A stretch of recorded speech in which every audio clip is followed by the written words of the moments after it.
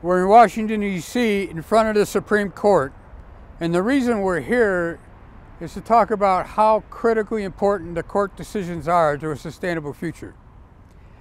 Back in 2007, the court ruled that carbon dioxide pollution was a hazardous pollutant, hazardous to the future of our kids, and the EPA had a responsibility to regulate it. Out of that decision and that approval for the EPA came the Clean Power Plan, which we rolled out a year ago.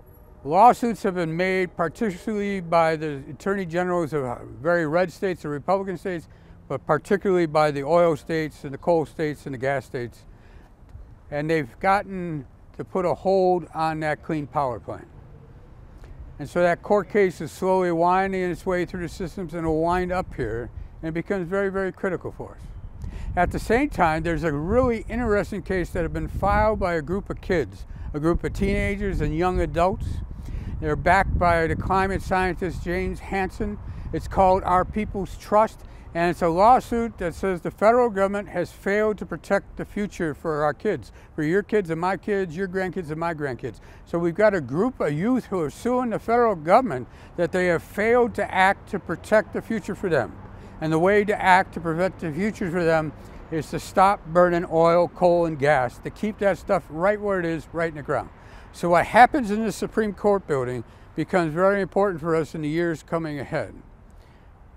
Now, how do you influence that? Well, the first way you do that is by voting, all right? And we've blown that, all right?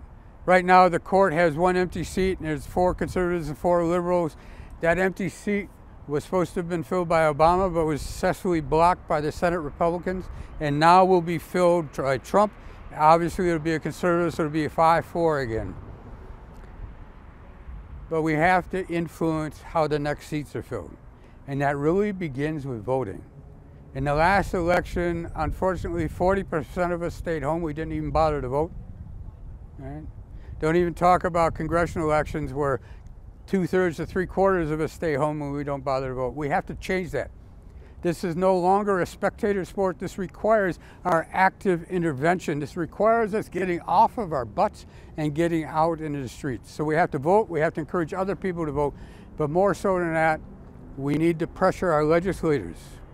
We need to tell our congressmen and our senators what kind of Supreme Court that we need. We need to tell our Democratic leaders and the Republican leaders what kind of a future we want for our kids. And that requires coming out. It requires calling their offices. That requires visiting their offices. That requires writing letters, but it also requires getting on our feet and protesting, being a visible sign of God's love in this world. We can do this. I know it can be shocking. I know we'd like to stay in the comfort of our churches, but we have to come out. We have to do it now. We've got a long way to go, and we've got a very short time to do it. What we're lacking is the urgency to respond.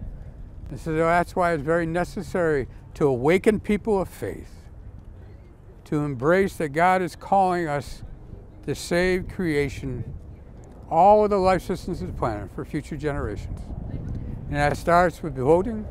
It starts with being politically active. It starts with growing in our awareness, but it also includes coming into the public, being a visible sign of faith, of praying with our feet. Come out. Come out.